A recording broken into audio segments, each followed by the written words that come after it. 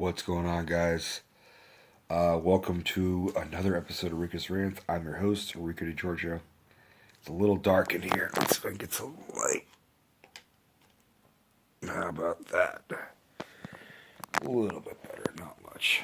Okay, so first off, I am going to be doing Star Wars Episode 8, The Last Jedi. And this will be a spoiler-free review. I will do a second spoiler-filled review after this. So this one, no spoilers whatsoever. Which means it'll be a shorter video. In short, I liked it. I liked it a lot. Was it what I was expecting? No. Which I'm okay with. It wasn't predictable in any way. There were some parts where I felt like I caught on kind of what was going to happen.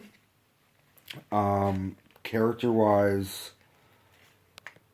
Rey is still a mystery to me. Kylo is becoming more of an interesting character. They sort of focus a little bit more on the duality of him.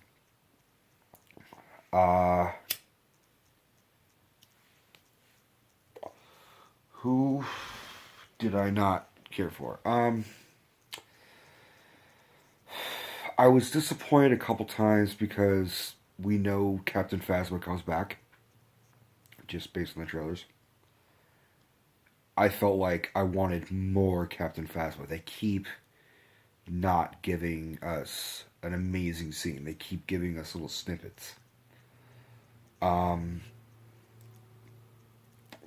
I would like to see Captain Phasma more, because they're kind of pushing this character as sort of the new Boba Fett in a weird way, like the really new mysterious who is this badass. And we know it's a woman, so that's sort of unique in the sense that we don't have a strong female villain in the Star Wars franchise, or at least in the movies. They really did a great job with Leia. Specifically, it was a nice little tribute to Carrie Fisher, and this is not a spoiler. The film was dedicated to Carrie Fisher, which I thought was really, really sweet. The whole audience was just cheering the whole film, but I guarantee it didn't cheer. The audience cheered the most at that little in loving memory of Carrie Fisher. In loving memory of our princess Carrie Fisher. That's what I said. Sorry, I'm getting my ashtray. So, and as you can see, I went prepared. I had a great time. I had a really, really fun time. I went with my brother and my sister-in-law and my friend. I'm still racking a fucking headache. So, in some scenes it's really loud, and it was in 3D. So it was kind of fucking with my head a little bit, but I still had a great time. Now we gotta talk about Mark Hamill. Now, I've been a massive Mark Hamill fan ever since I saw Star Wars when I was a kid. Once I discovered that he was the voice of the Joker, I became a hardcore fan. I mean, I was already a fan, now I'm just a bigger fan. Without spoiling anything, this Luke was not what I was expecting. This Luke kind of came off a little... I kind of am comparing him to, in my own mind, Ben Affleck's Batman. Because it is a grumpier, older, more world-weary character.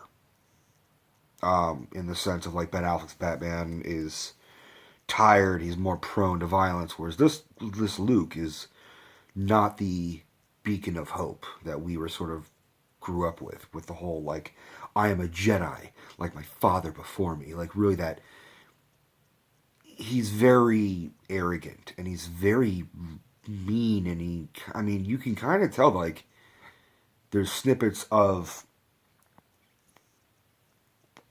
a dark side Joker, a dark side Luke. Sorry, it's hard for me to keep them apart. But yeah, it was.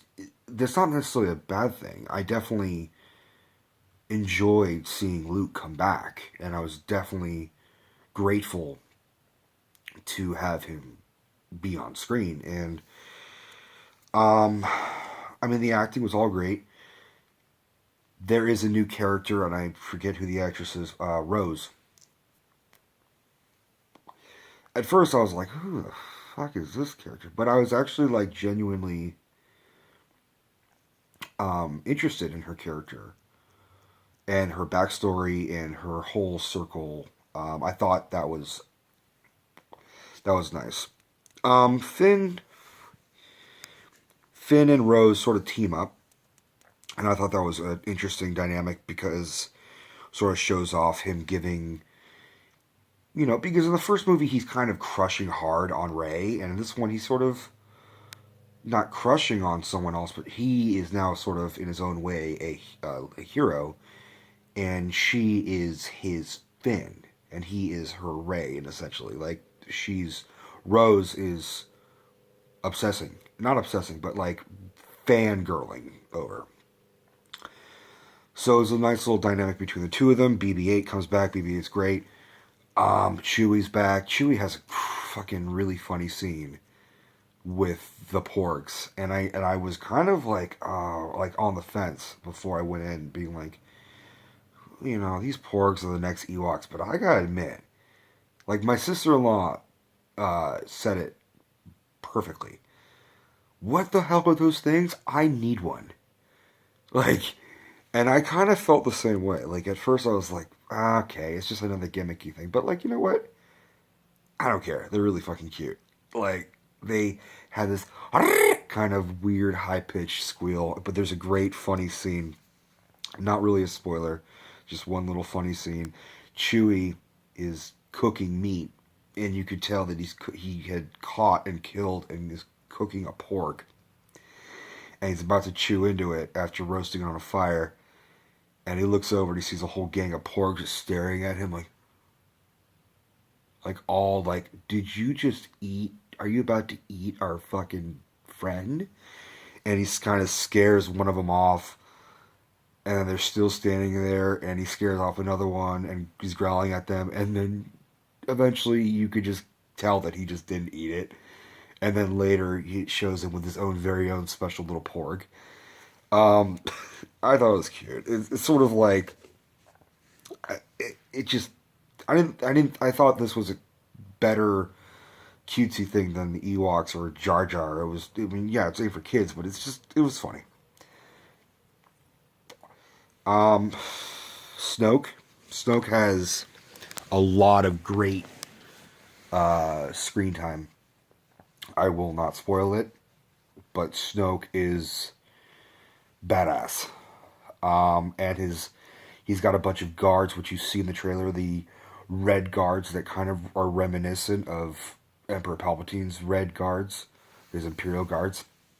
But these guys are fucking badass. Um, it focused a lot on philosophy, but it didn't go. Every theory that I had read and heard ever since Force Awakens was way off. Um, we all thought, okay, Rey is reincarnation, or she's the new chosen one, or blah blah blah. Luke is going to be a great Jedi, and we're just kind of it went focused on that, but really not so much. It didn't. It was a different type of Star Wars film. The main thing was is that we assumed this was going to be a more or less a kind of a continuation of what Force Awakens was, which was an homage to A New Hope, and this one was going to be the Empire. This is definitely the Empire, the film of this trilogy, but it's no way close to Empire. Empire is still the best film, but this is definitely the best of this trilogy so far. Um, yeah, I can't really say anything else, man. That's kind of it. It's sort of anything else, and I'll ruin it. So if you want to be spoiled, go to the next episode of Rico's Rants. So on that note, I loved it. I think I need to see it again, which means I'll probably have to see it at least 3 or 4 more times because I have other people I have to see it with. But if you haven't seen it, go see it. I was lucky; I saw it opening night. My brother and my sister-in-law bought tickets. My friend and I went there early and waited in line, so we had decent seatings. And we had a special event where they showed before the movie. This might be a spoiler. A sort of well, I guess it won't be a spoiler if you're seeing it opening night. A sort of backstory of John Williams and like how he's been doing the music for 8 films over the course of 40 years, which I thought was really interesting. And you could hear the music. I did at one point think that this new Last Jedi theme music was reminiscent of Jurassic Park, like the original Jurassic Park. I kept hearing a similar theme. Um, so yeah, is it a to go out and see it? You're goddamn right it is. Go fucking out and see this motherfucking movie. So, what were your thoughts? What were your theories? Did you like this video? Please like and subscribe, and may the force be with you. Bye, guys.